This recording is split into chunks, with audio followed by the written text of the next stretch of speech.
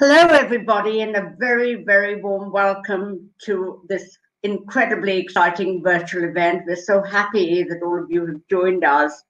As all of you know, the Women of the Future is about getting amazing women together, inspiring the next generation, and shining a light on some incredible people that we come across.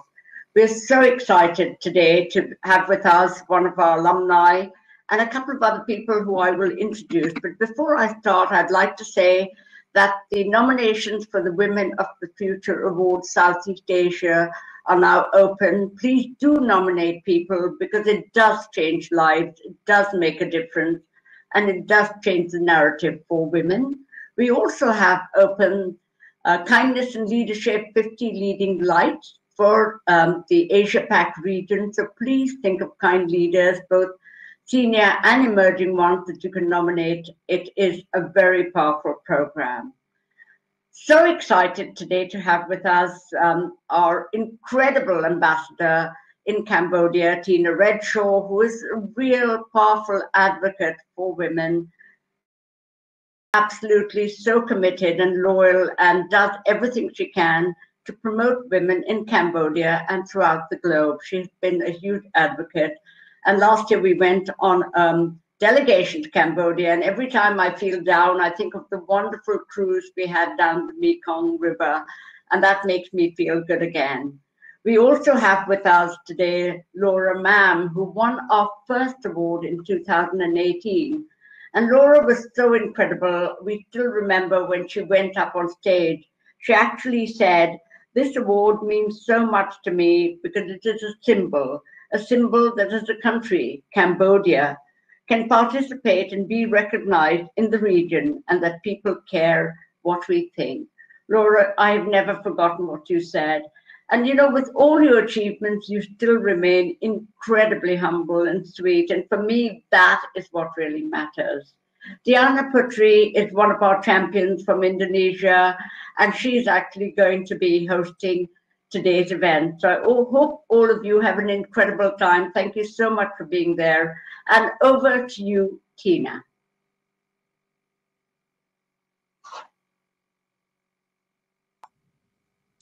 Thank you so much, Pinky. That was a very warm welcome.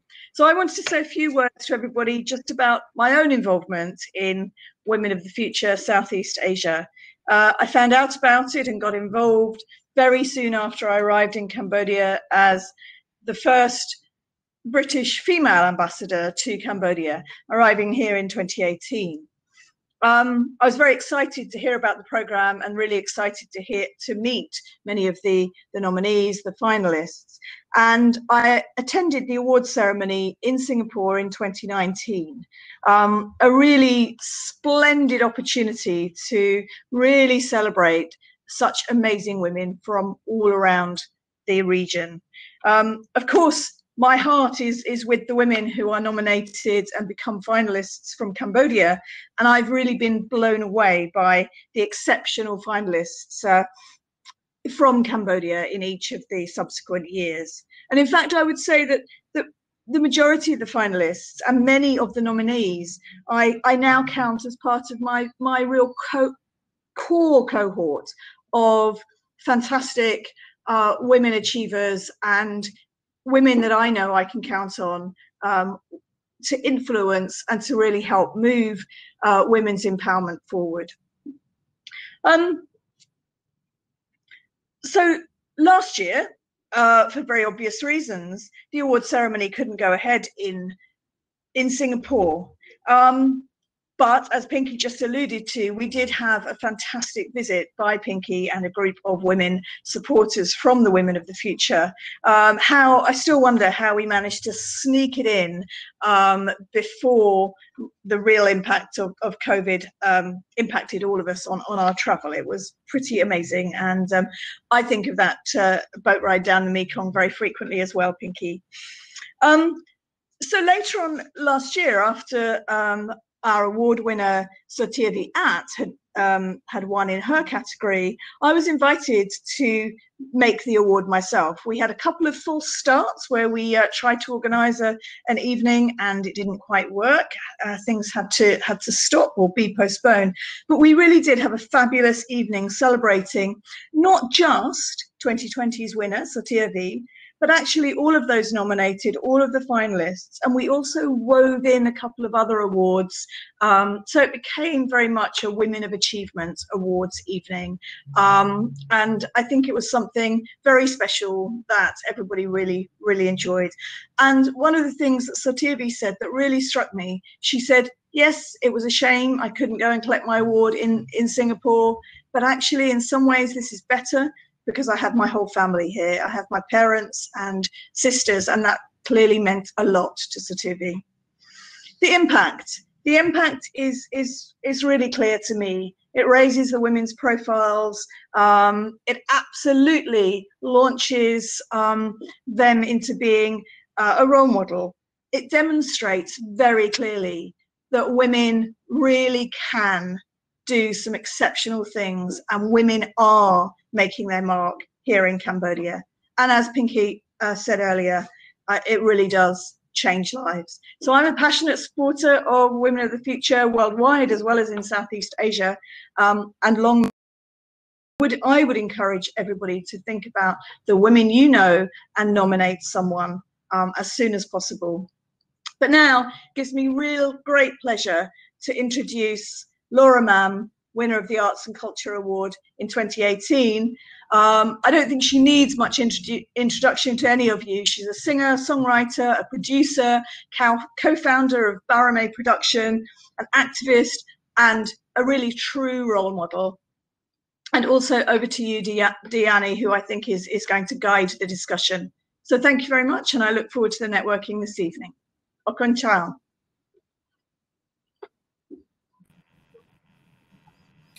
Tina, thank you so much for that warm introduction. And we're looking forward to having, yes, Laura's coming on right now. A very, very good evening to everyone.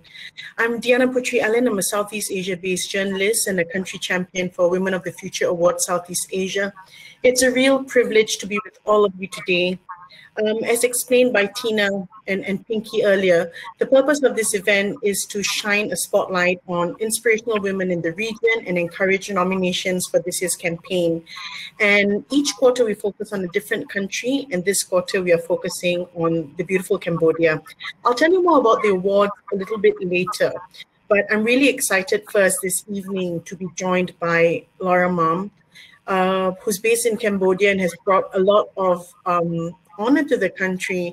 She is a musical sensation, extremely talented, a pioneer of the original music movement in the country. And as mentioned, she was also the recipient of the Women of the Future Southeast Asia Awards for the Arts and Culture category in 2018. So I'm so excited, Laura. Thank you so much for making time to join us today. A gentle reminder to all of you tuning in, I'm sure many of you will have burning questions for Laura, and there is an opportunity to ask those questions to her. If you just look at your screen on the right side, there is a Q&A tab, and feel free to ask your questions there. And if some of you want to vote for the questions, please go ahead and I'll ask questions for Laura from that as well. But let's begin first, Laura, by asking you, you have in previous interviews talked about how, this accidental path to stardom, you never planned to become a singer-songwriter, you never planned to become famous, and certainly not in Cambodia.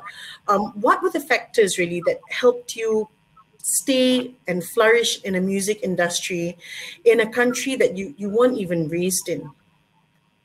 Thank you, Diyana. Thank you so much for the question, and hello to everyone. It's my pleasure to be here. Of course, the story of me coming here, what it started with, for those of you who don't know about my story, I was actually an archaeology student, and I had planned to work in archaeology and preservation conservation. And I happened to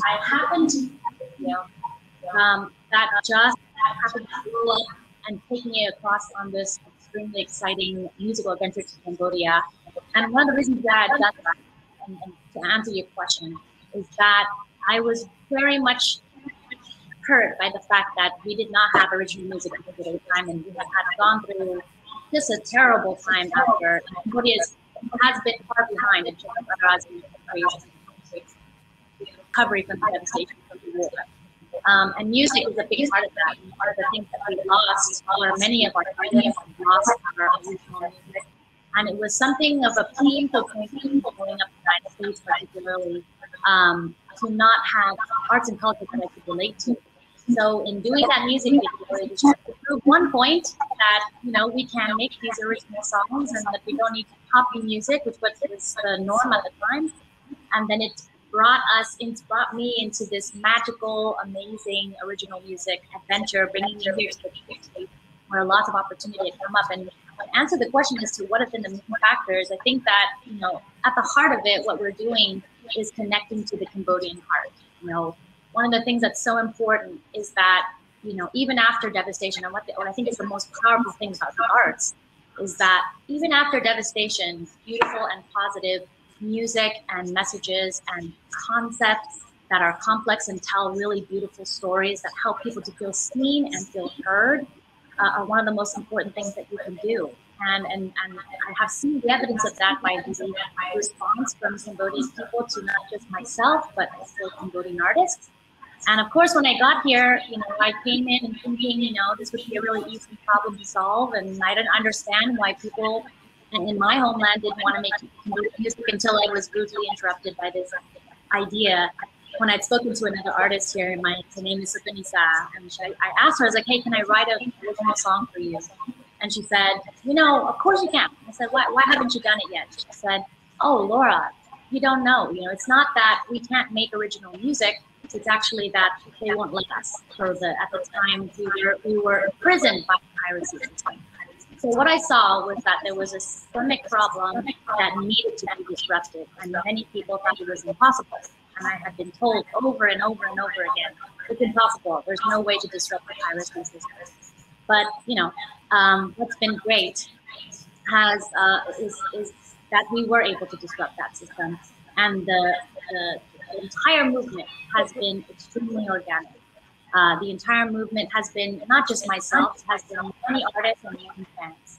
So they've all participated in this ecosystem, and we have stayed with one another, and our goal is basically to make the Cambodian voice heard. So you know, that's basically what we stick to, and I think being able to do consistent hits is the way that it has. So yes. That's amazing, Laura. Thanks for answering the question. I think what you've really highlighted is this combination of your passion for music, you know, singing and songwriting, and then there's also this aspect of activism in your work, wanting to make a difference. And you know, Pinky often talks about, you know, kindness and actually doing more than success is one thing, but having heart is another thing. What I want to understand is, you know, you said that you were actually going to be an archaeologist. That's one thing, so totally different. Another thing that I read about you is that you were not completely familiar with the Cambodian language at the point that you were starting out. And, you know, there's so many things about this story or your story that makes it, you know, an average person might have said, I'm not even going to try this. This is not even in my comfort zone. What were the factors you think that sort of pushed you to do that, to sort of, was it in a way a rediscovery of who you were, your roots, and you know, because a lot of young people, men and women, they're sort of at a crossroads, right? Because we live in a world where there's a lot of things are changing and changing very, very quickly. And at the same time, you know, this idea of pausing and looking back into your roots and who you are. So maybe you can share with us a little bit about that, about identity. Sure, and I think I'm seeing in the general chat that there's some problem with voice quality. So maybe Diyana, I'll ask you to mute, so maybe that helps. Sure. Yeah, let's see. So in regards to that question, it's a great question. And absolutely, when I came here, did I have a language barrier problem? I very much did. I knew some of the basics. I had to come in. I very much had to come in kind of on my own, and it was tough. So the grit of it, and what I think is particularly the characteristic of women, and particularly Southeast Asian women, is that when we face when we face these issues like barriers to entry, such as language, for example, there is no question of I can't do it. There is like, I must do it.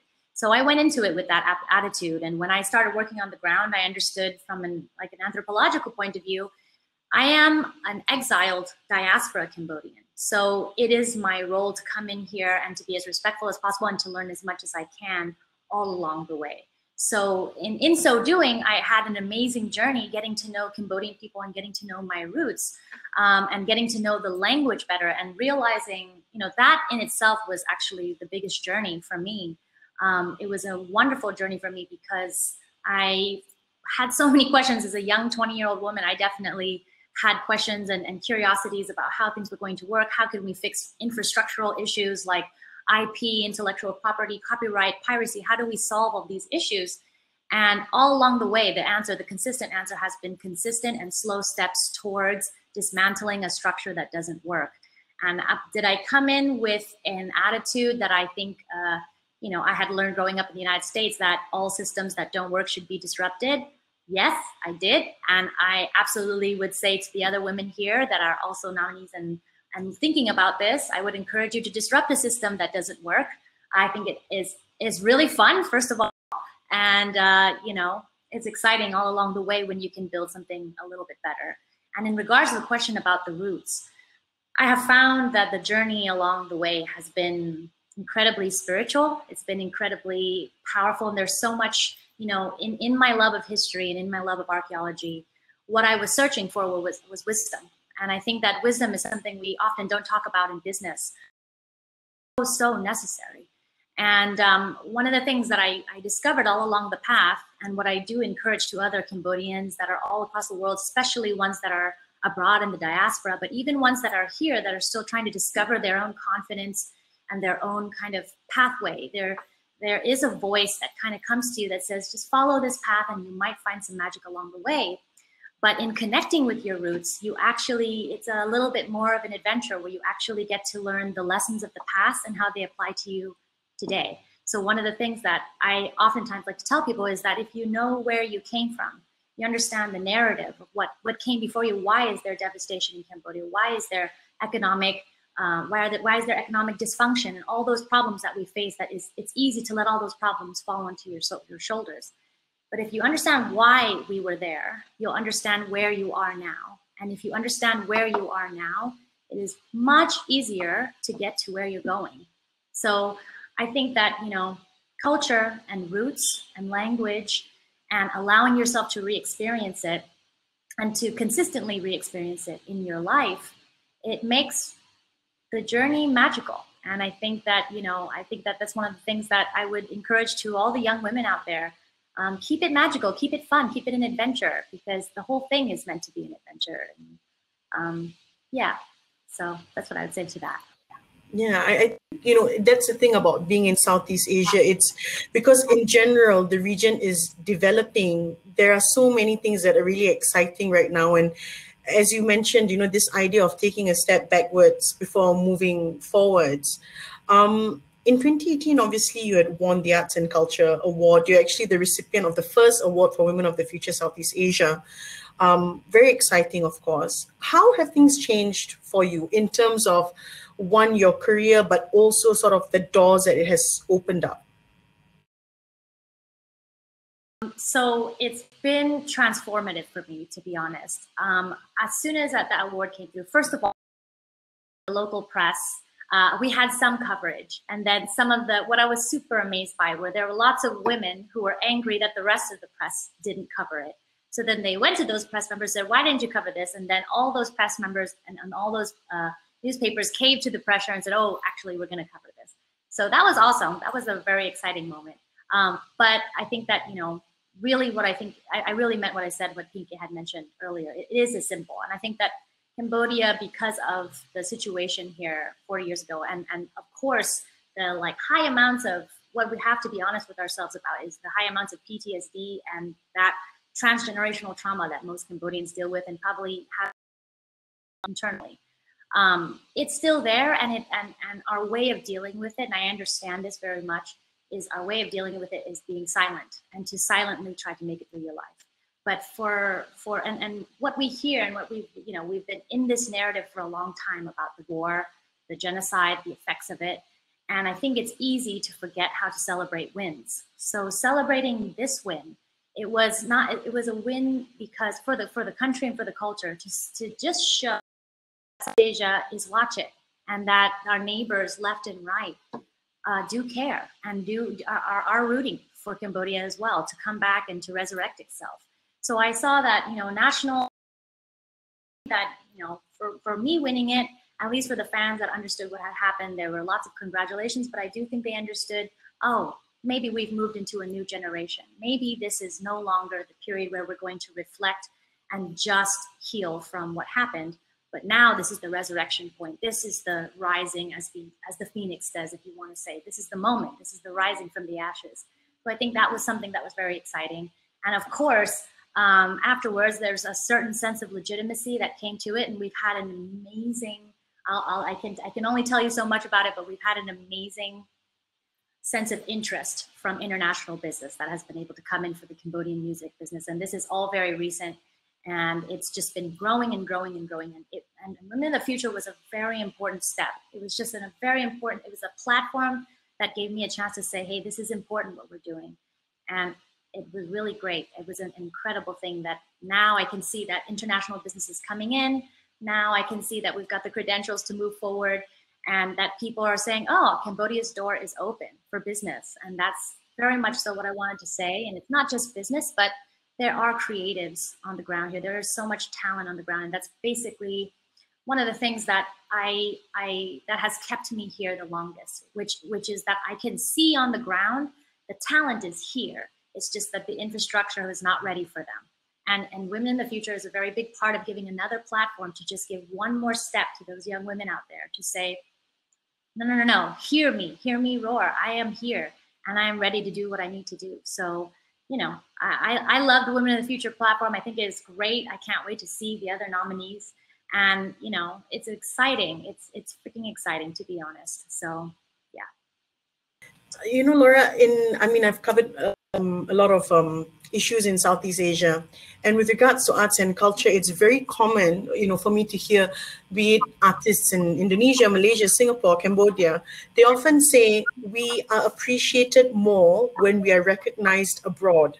And then the local audience supports our work. And I kind of think it brings us back to the fact that, platforms like Women of the Future Awards, when you get that recognition, people start to turn and listen. There is that credibility that is added. And I think what's interesting is there's a little bit of regret on my part. Years ago, Pinky and Amy had asked me to nominate myself, and that was when I couldn't make it for the age category, and I didn't. Because there's this, I think in Southeast Asia, it's very uncommon for people to nominate yourselves for an award. You always expect somebody to do it. But now on hindsight, I regret that I did not give myself that chance, for the experience or for your work to be recognized. What advice would you like to give, women out there in Southeast Asia?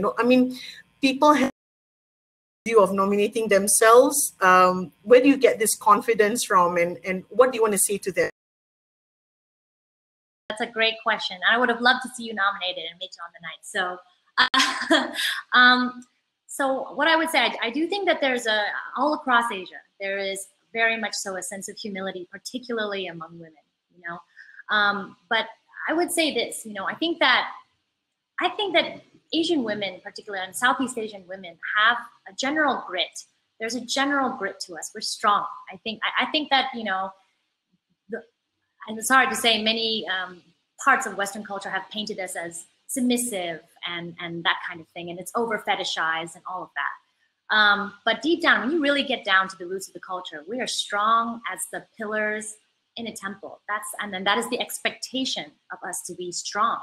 And one of the things that I think is very fascinating about, at least I can speak only for Cambodian culture, is that women are expected to be the moral pillar, and women are expected to be the ones who are able to raise the nation to be better, to be greater, right? And I think some of the narrative includes men going out there and doing it, but you need a strong woman behind you to do it.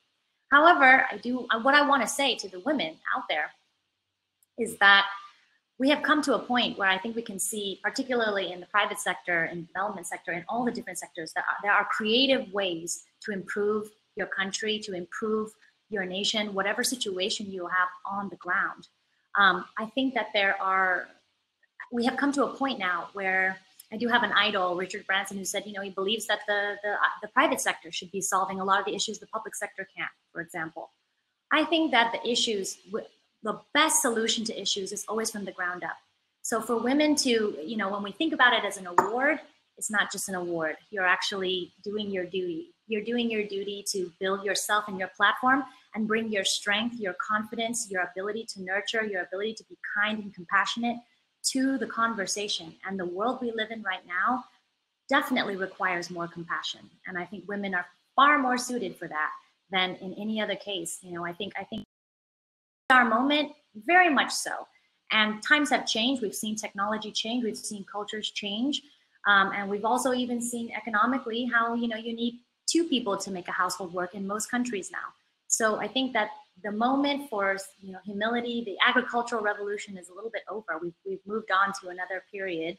And to those women out there, you know, I know that we have a culture of humility, but don't think of it as a culture of humility. Think of it as your duty to expand your platform and make sure you can take care of more and do more. So I think that, you know, it's absolutely necessary that we get more women making amazing things happen and being great leaders. Right. Okay, for those of you who can't see Laura right now, I think there's a little bit of problem with the internet connection, but we can hear her, which is still great. We have a question here from Rishad, who says, you know, what role should men play in the diversity conversation? Laura, I know that when you started out, some of the people that you were closely, you know, collaborating with were a lot of rappers and hip hop artists in Cambodia, a lot of them men. Maybe you could just comment on sort of the male allies in all of this, and just to echo again Rishad's question, what role should men play in the diversity conversation? Yes, that's a great question. Thank you, Rishad. So I think if I may be honest, and this is just my opinion, I grew up with a younger brother in the United States, and one of the things that I saw were the most difficult things for him was actually emasculation. And I think emasculation, we cannot have a conversation about gender equality until we have a conversation about emasculation of men. And I think that, you know, of course, I work with rappers and I work with young men and young women, but a majority of them men, more so because I'm focused on talents that are able to actually produce music themselves and do things like that. However, on that note, we've got to get more women into the production suite. As you can see, I have a production suite right behind me. But when talking about the role men should play, I think first and foremost, we have to address the emasculation. Secondly, we have to involve them in the conversation. There have been too many times where I've seen that, you know, we've had conversations about what we deserve as women, and we don't include men in that conversation. And I think that's tough. I think and then when we go to them, sometimes I feel like we hit them with all the points, and then they haven't even had a chance to process it. You know, and I, you know, one of the things, for example, that we're seeing in the United States that I'm concerned about is like incel and these incel units and men who are misogynists that are really angry, just angry. And if you talk about anger, I really think that you have to bring up the conversation about emasculation. And I think when it comes to diversity, absolutely should we recognize that there is an imbalance in certain sectors? Yes, absolutely, we should be talking about that. But I think when it comes to that, I do think that it's things like this, Women of the Future, where we should be networking and supporting one another to rise up together. And I think it's, you know, where there are boys clubs, there should be girls clubs. It's the same thing, you know? And I think, unfortunately, I do hope that one of the things that I was inspired by this year by an artist was she did an exhibition, and I actually hope to nominate her for this year. She did an exhibition on complementarity, the fact that men and women have consistently had a complementarity type relationship. And we have to get back to the balance. We're looking for balance is what's most important. And I think it differs from sector to sector in terms of the roles that men should play and how we should be having conversations. But I do think the heart of the issue is sometimes forgetting about the conversation about emasculation. And I would like to see more of that addressed. Hope that answers your question. It's a wonderful answer, Laura, and I totally, those thoughts really, resonate with me. And I think for many people, there's someone who wants to follow on from Rishad's question.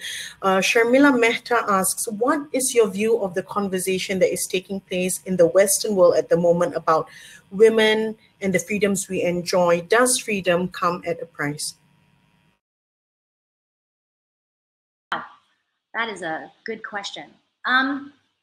For this, I think that, well, first, I think that the West tends to have too much of a broad conversation about women in different cultures. And the reality is that the answer is complex. I think that women have had, I think, when we look at gender roles, they develop over time. They develop long over time, and they respond to cultural needs. They also respond to systemic needs.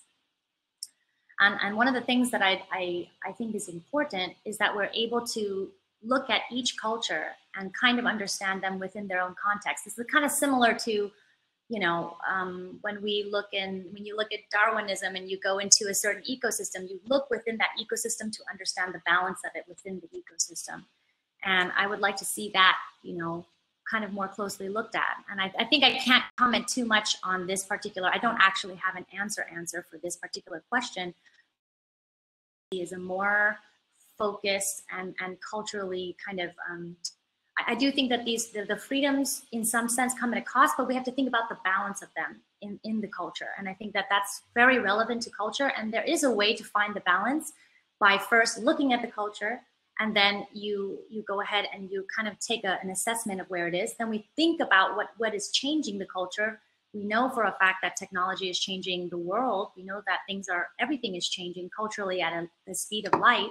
And I think we have to kind of look into each ecosystem and really ask the question about balance. Is it balanced and is it imbalanced? And is it worth sacrificing something in that particular situation to have better balance, particularly in the question in regards to gender equality? So I hope that's it's quite a general answer, and I hope that's all right. Yeah. Yes, I think, earlier when you talked about sort of like the broad sort of view that, the Western world has on this topic of conversation, years ago, I had worked with the Center of Peace and Conflict Studies in Phnom Penh in Cambodia. Because of the history of conflict that you mentioned about in Cambodia, there was a lot of work that was done there. And there was something really interesting. I was reporting, about abused women in Cambodia, and something really interesting came up in that some of the people I interviewed there said, the women I interviewed there said, during the Khmer Rouge, we lost a lot of men in this country. We grew up with, we had brothers and fathers, but we lost them, and so we grew up without. So the level of distrust is very high between the genders. But I imagine, now we do see that starting to sort of close in, and what you've mentioned is very interesting, because gender roles, it's different from country to country based on the circumstances of what that history of that country has been.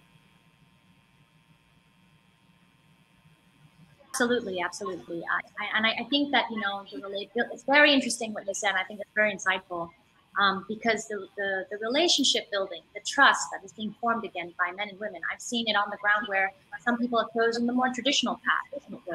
Some people choose and talking about partners, and in the conversation about even just lovers and partners, they're changing with the times. And I think that's one of the hardest parts about it, is that the times do change. And some people get stuck in it, some people choose not to get stuck in it, some people get disempowered by it, and some people get empowered by it. So I think that it requires like a laser focused examination, and that's generally what I think about it if we're going to start solving some of the imbalances. And one of the things that I also think is important too is allowing, so I'll raise a recent thing that happened in Cambodia. There was a police officer who's a female police officer who was breastfeeding a malnourished baby in public. She was called in by her male superiors and admonished, and she was punished for showing her birth in public because it was against our tradition. Then the public came in and said, you know what, this is ridiculous. She is helping, she's doing her duty. How can we be so old-fashioned, old-minded? And then there was all this flurry until it got to the point where the head of the police had to come back and apologize to that woman and say sorry. And then the public ended up raising a bunch of hero funds for her. want to talk about this particular experience because I do think there has to be room for mistakes. So, and then the public people and the dialogue and the forum of society comes in and says, this is not right, it doesn't work anymore, we need to change it.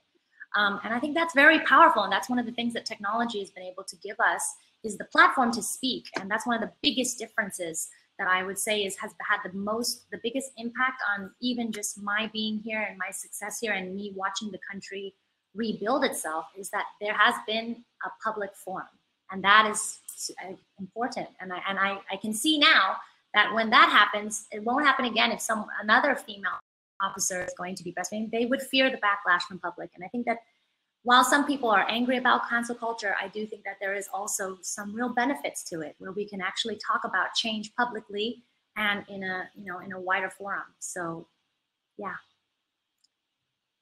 Laura, we're just going to do, I know you're very short on time and we said it was just going to be 15 to 20 minutes, but it's gone on because we're having such a good time. One more question.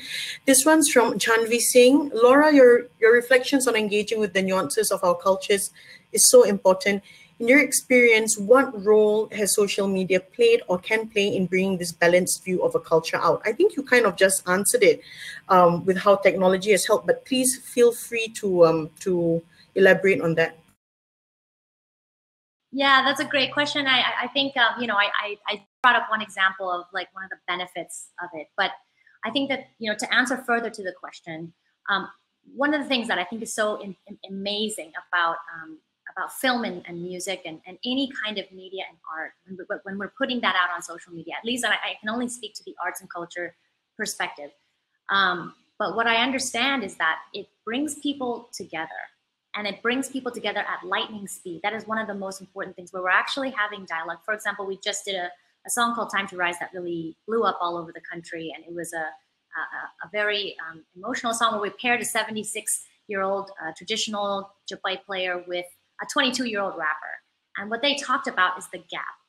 They talked about the gap between their generations, and the young rapper asked the permission from the master player to go on and make new arts. And what I think is the most important part, there was a massive reflection, there was a massive response from the community first. Then it started trending on TikTok, and then it went outward. For the very first time, a Cambodian song has been trending and is now number 10 on Shazam in Thailand. It's trending in Indonesia for hip hop heads. It's trending in Laos and Vietnam. And for the very first time, one of the most important things that I think that social media does is that it opens the door. It opens the physical door, the physical doors that we used to have with borders. Those are no longer in place now, and we can connect with Southeast Asia. And yeah, that's one of the things that I find to be the most exciting bit for this next generation, this next decade, is going to be Cambodia, at least in Cambodia, reaching out for the very first time and connecting with its Southeast Asian brothers and sisters. And I think that, social media basically is a door.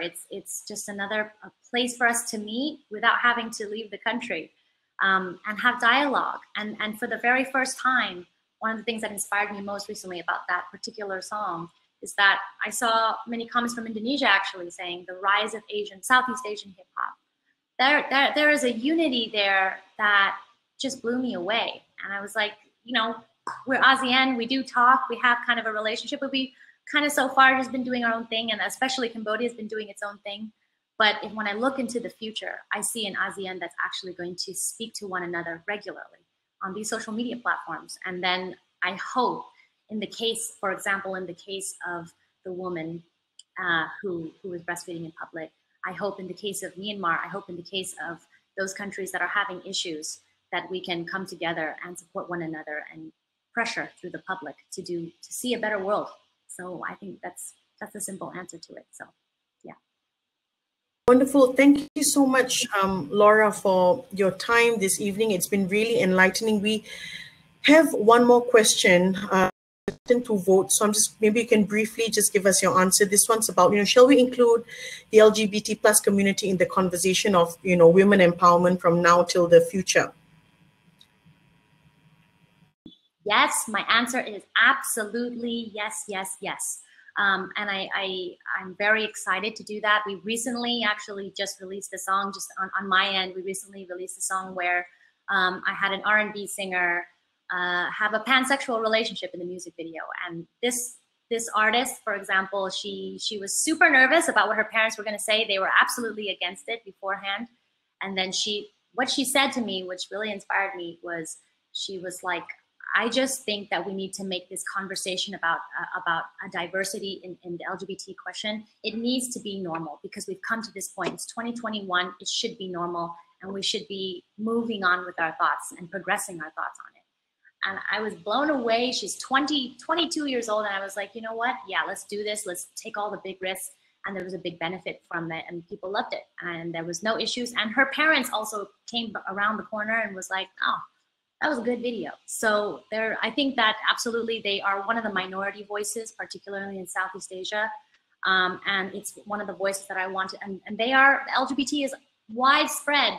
LGBT members are widespread in the arts. So absolutely, the answer to your question is absolutely. And I can't wait to see more and more stories being told that basically evoke empathy and get people to understand what it's like to be LGBT. I think that's absolutely important. So thank you for that important question.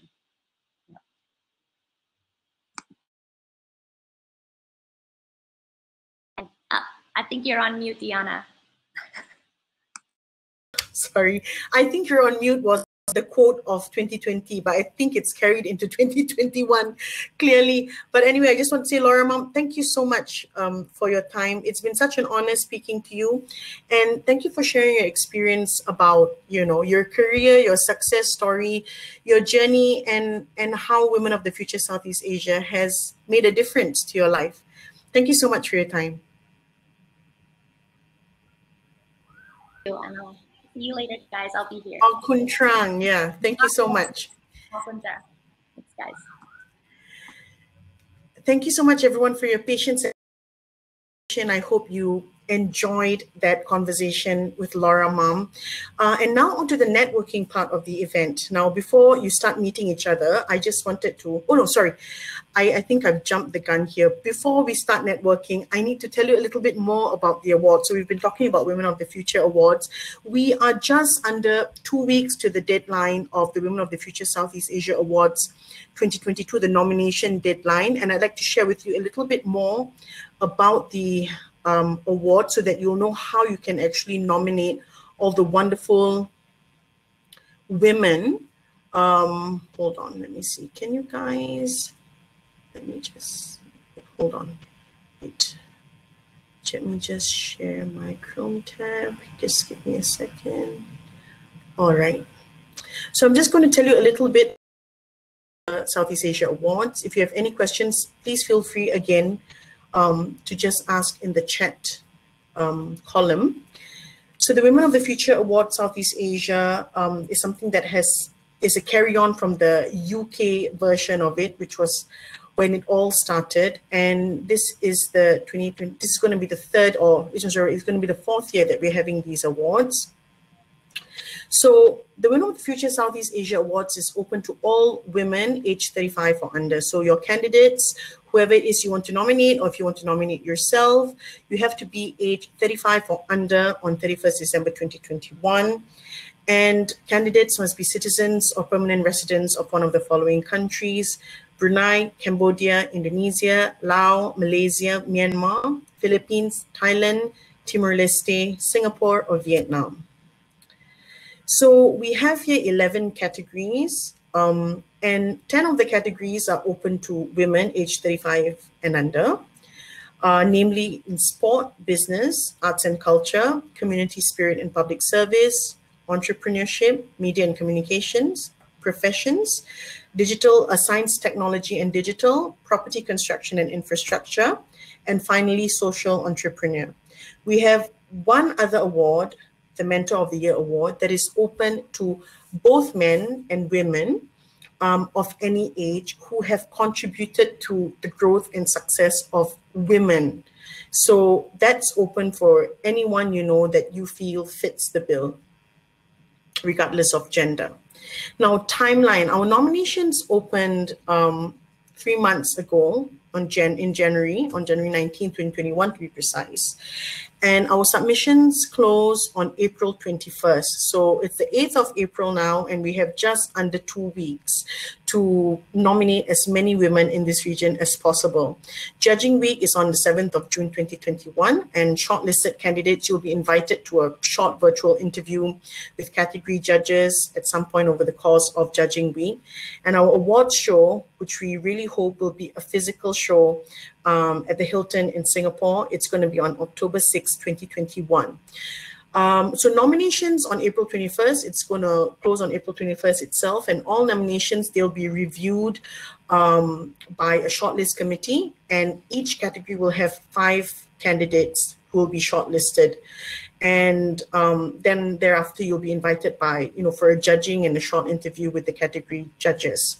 So if any of you already have people in mind that you want to nominate, or if you're 35 and under and you're doing amazing work and you want to nominate yourself, as Laura said earlier on, don't see it as just an award for you. Don't see it as just you giving yourself a pat on the back, but think about the impact it could possibly make for the community that you're a part of, the country that you're a part of, or if there's any sort of cause or movement that you're part of that you believe needs more light shed on it, and you've got a huge part to play in that, step right up, go to the website and nominate yourself. So here's the website. You just have to nominate yourself. Here's the tab right there, Women of the Future Award Southeast Asia. The tab to nominate is right there. And so basically, this part of it is where some people might find it quite tricky if you're nominating somebody, because you do need to get a fair bit of information about them. But please do get as much information as possible as you can about the person. So some of the things we need is, the track record of the candidate within her current or previous organizations, some of her his key achievements for Mentor of the Year Award, just a sense of their vision, their plans for the future, and also a short biography, that we can use, something that we'll be able to use for publicity, a high quality photo, as well as a CV. Now, all these details you'll be able to find on the Women of the Future Southeast Asia website. So this is the website address.